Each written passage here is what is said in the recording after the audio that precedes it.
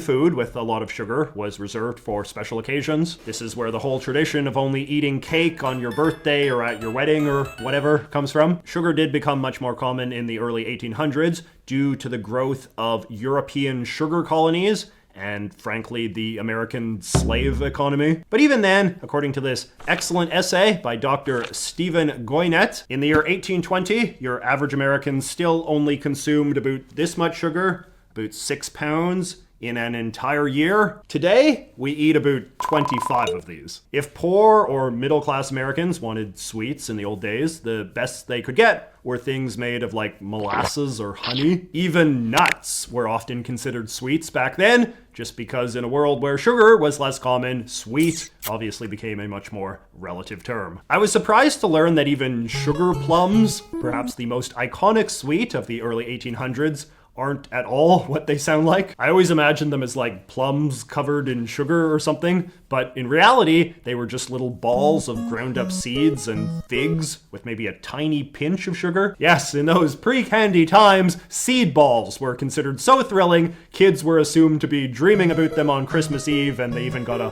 whole song in the Nutcracker. But all that changed once the era of machines dawned. The steam-powered factories that emerged during the Industrial Revolution of the mid-19th century made refining sugar a vastly quicker and easier process, which in turn dramatically increased the amount of refined sugar that was available. The machines also allowed us to create exciting new products like glucose, or corn syrup, which became a cheaper substitute for real sugar that's still widely used in all sorts of food products to this day. And thus, in a relatively short period of time, an abundance of sugar and machines allowed a powerful new American candy industry to be born. Assembly lines could create perfect little boxes and bags of thousands of identically shaped individual blobs of sugar and gelatin that would soon become a staple of the American diet, no longer just on Christmas morning, but at the movies, at grandma's house, even at the doctor's office. According to this book,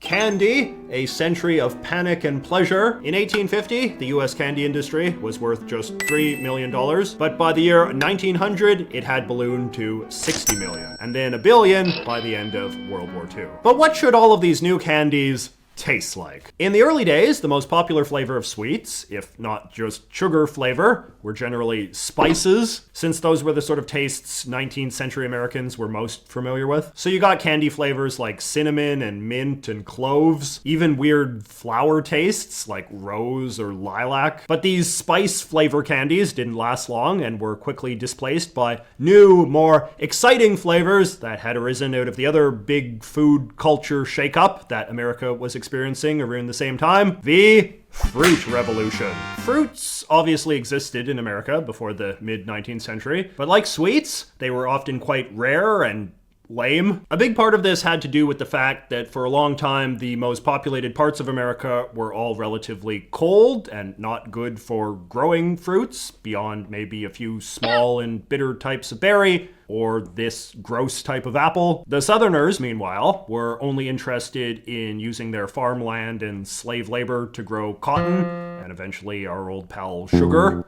but not much else. The other thing was that people in the old days were just a lot more broadly ignorant about the basic science of horticulture and botany and all that. When farmers tried to grow edible plants, they generally just put up with however they grew, and if that meant small or sour fruits, people just assumed that was all the plants were capable of. All that changed in the mid-19th century when pioneering researchers like Liberty Hyde Bailey, the father of American horticulture, led the movement to study plant growing and plant genetics as a serious science, and then share that information with farmers through new government agencies like the Department of Agriculture. Take strawberries, for instance. They're native to North America, but for a long time people only knew them as these small and shrimpy things. Then the pioneering horticulturalist James Wilson came along and bred a new version in 1858. And in doing so, according to this comprehensive history of strawberries, Wilson single-handedly changed the strawberry from a fruit grown for the few by the few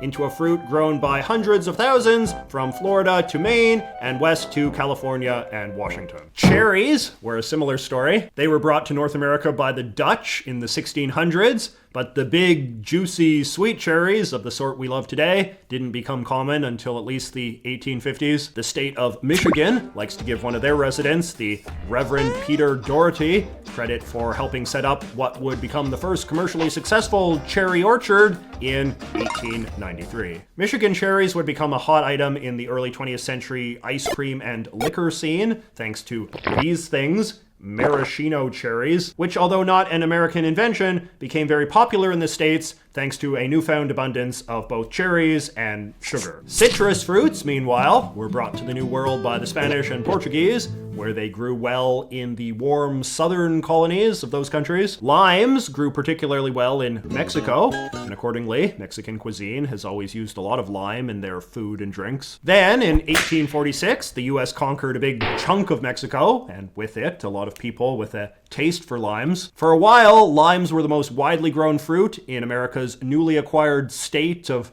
California. California oranges, meanwhile, are something the US Department of Agriculture likes to take credit for creating. As more American farmers flowed into the former Mexican territory, they needed ideas for something to grow in this unusually warm climate. Drawing upon their newfound reserves of plant science, the federal government recommended navel oranges, and the idea proved a huge success. They grew like crazy and triggered what became known as the California orange boom, which lasted from the 1880s to the 1950s or so. What was significant was that this orange boom occurred at the same time that trains, and especially refrigerated train cars, were becoming a thing. This meant that not only could the Californians grow oranges, they could also export them to the other end of the country without them rotting along the way, and Easterners could not get enough of them. Oranges used to be seen as this super exotic fruit from Spain that ordinary people would never encounter, so buying a big box of California oranges with the beautiful label on the side became a real symbol of affordable middle-class luxury. In fact, according to this book, Citrus: A History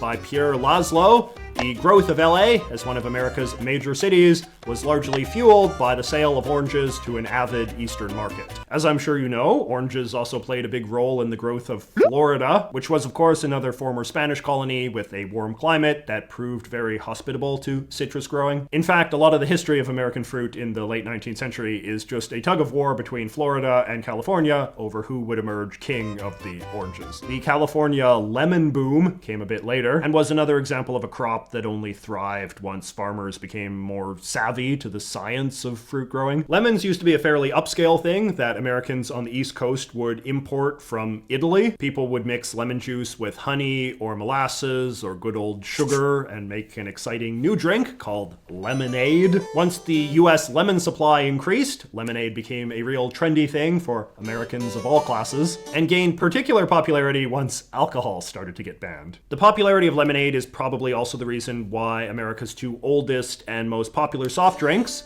7-Up and, believe it or not, Coca-Cola, are primarily lemon flavored. Lemon is also the oldest fruit flavor that has been used in American candy, with hard lemon drops probably among the oldest continuously eaten American sweets. Anyway, by the dawn of the 20th century, the massive growth of fruit as a standard part of the American diet, particularly the newfound popularity of citrus fruits, strawberries, and cherries, had big consequences for America's equally fast-growing candy industry. Candy companies found that Americans increasingly didn't want candies flavored like boring old cloves or turmeric or whatever. They wanted candies that tasted like these new, exciting fruits that they had increasingly grown up eating and drinking. In 1901, the newly established New England Confectionery Company released their 9-flavored Necco wafers, which are often recognized as the first American candy to add the idea of multiple fruit flavors to their lineup, with lemon, lime, and orange alongside cinnamon and chocolate and mint. A soft candy known as Juji Fruits was released by the Hyde Corporation in the year 1920, and they too quickly phased out their herb and spice flavors for a new lineup of lemon, cherry,